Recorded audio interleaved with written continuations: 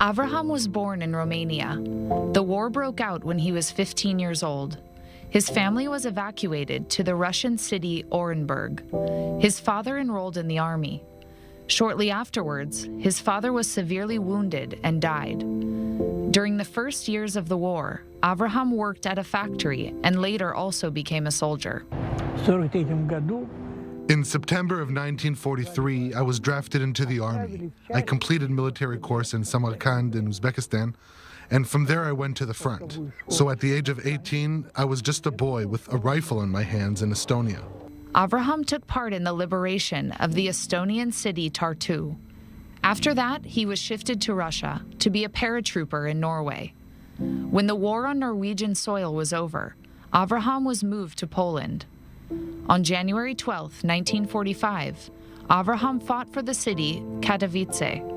After that, there were battles for Waldenburg and many others. Today, it's easy to name these battles one after another because it's a memory. But it felt different to go through it during tense times with the rifle always in my hands. Though we were not afraid of death, and maybe death itself was afraid of us. Avraham remembers how he felt when victory was proclaimed. On May 8th, we got leaflets saying that the war was over and Germany capitulated. We, young boys, started crying. How could it be that the war was over and we didn't catch Hitler and didn't reach Berlin? When Avraham came back home, his family's house had been destroyed. The community had been plunged into poverty. Many people, including his father and other relatives, died. Some after being wounded in battle. Others were sent to death camps. It was very painful and difficult. Avraham started rebuilding his life, making sure he was educated. He became a school headmaster and got married, and he started working on preserving memories of the war.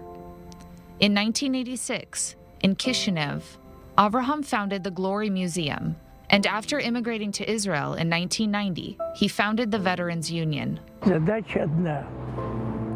Our goal is very simple: to commemorate the memory of 1.5 million Jews who were in the armies fighting against Hitler. Around 300,000 of them died in the battlefield. We cannot forget them. 6 million Jews were killed by the Nazis only for being Jews. It gives us a lesson with double meaning. It's also a lesson of heroism. For the first time in Jewish history, 1.5 million Jews were fighting together against the same enemy. Of course, we don't want to write this victory to ourselves. It would be absurd. There were big, powerful armies, but we were among them. And honoring the memory of fallen soldiers is not Avraham's only goal.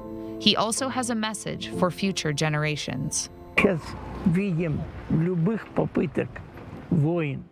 In any war or in any coup attempt, I see big grief for future generations. I love my grandchildren and great-grandchildren, and I wish for them good times.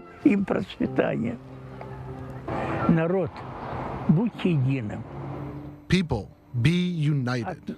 Your unity is a guarantee of a present and a future of your children, grandchildren, and the country in general.